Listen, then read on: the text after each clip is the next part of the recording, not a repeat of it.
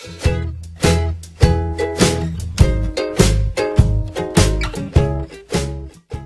everyone! So this month I am learning how to tend a garden and keep it alive. So first I'm going to go over the things you might need. The first thing you're going to need is seeds because you gotta grow something.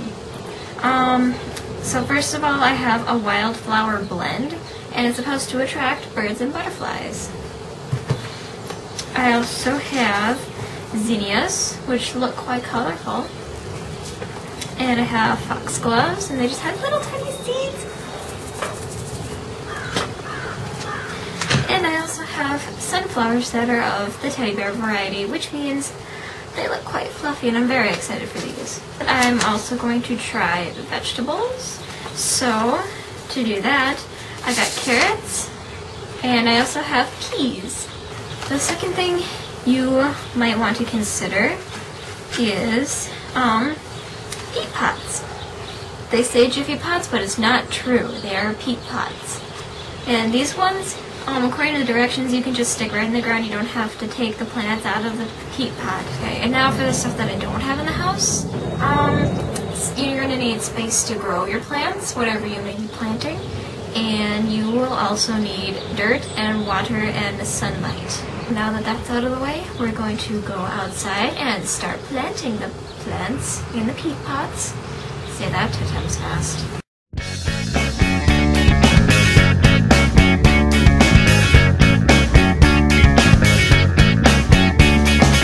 Well, ask if we can have 6 in. If not, we'll have to have 2. We are coming up at our end, aren't you? So I'll get one with you. I won't let us have 6 in, especially not with the food. He could have just told us no, though. He didn't have to be rude. You see her with the green dress, she talked to me at the bar.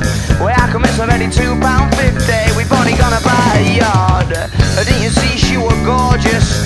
She was beyond belief. But this lad at the side drinking a Smirnoff Ice came and paid for a tropical reef. And I'm sitting going backwards, and I didn't want to leave. I said it's like remade by a Hillsborough. So after planting the plants in the peat pots, I would lay them out like this, and then eventually I had to move them. So at first they were put in a tray where they started sprouting, but then I found this wonderful shelf where I stored them, and they could each get enough sun without overcrowding the other, and it was a good way to get rid of water when they used what they could. So yeah, that's what I did. And it was kind of fun to watch them grow the way they did. As soon as they got big enough, I'd move them into boxes like these. There were about 3 of them. And then I also got cucumbers and basil. I found those at the farmer's market, and yeah. Later on, I also got strawberries, and those were not the most successful. I grew maybe 2 over the whole summer, and they weren't, I don't know, they weren't enough to consist of an entire harvest. Yeah, so my garden got pretty big, and my vegetables took over my life rather than the flowers, like I initially thought they would. So I tried to water my garden about once every other day, every 2 days, depending on how dry it was or how warm it was, and that seemed to work out quite nicely. The most annoying part was having to weed, but when you're gardening, it's kind of a fact of life, and you just do it. You just do it.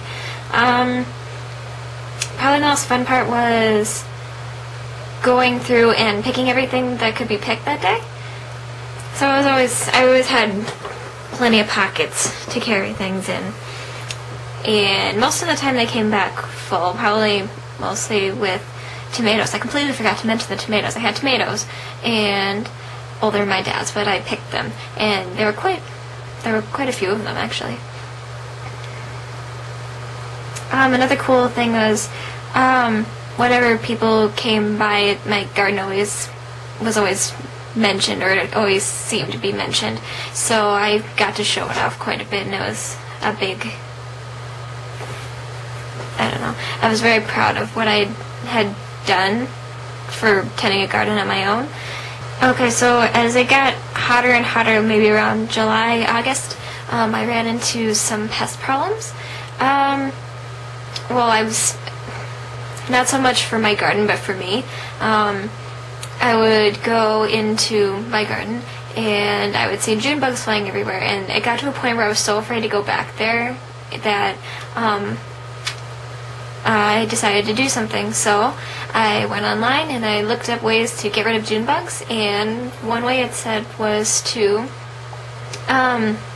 attract frogs. So I looked up how to attract frogs, and they said put in a pond.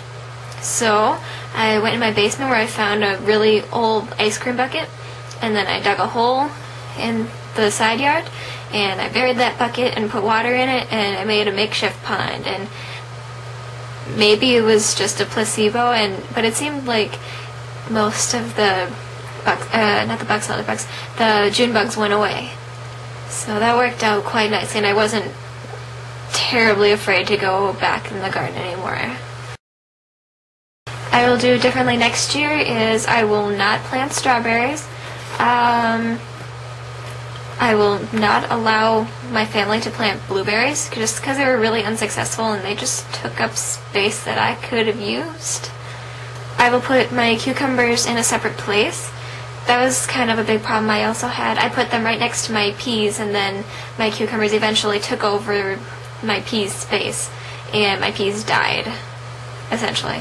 So I had a lot of cucumbers and not so many peas by the end of the summer. I will not plant carrots next summer, purely because when I did plant them, I was never sure when they were ready, and when they looked ready, I would pull them up and they only turned out to be maybe an inch long. So that's not what the seed packet said it would be. So maybe I'll try it later, but not next summer. It just turned out to be a waste of space that my beans could have used. I forgot to mention my beans too. I had a bunch of beans and they were quite good. So something that worked was if something I had went bad, I could always take the seeds out, or I could cut it up and throw the leftover food into the garden so it acted as compost. So that was quite nice.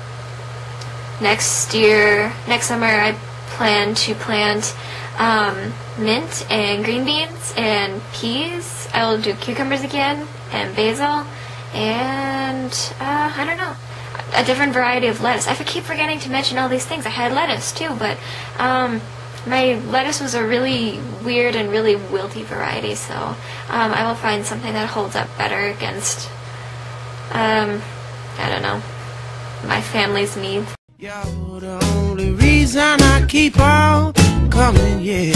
You're the only reason I keep on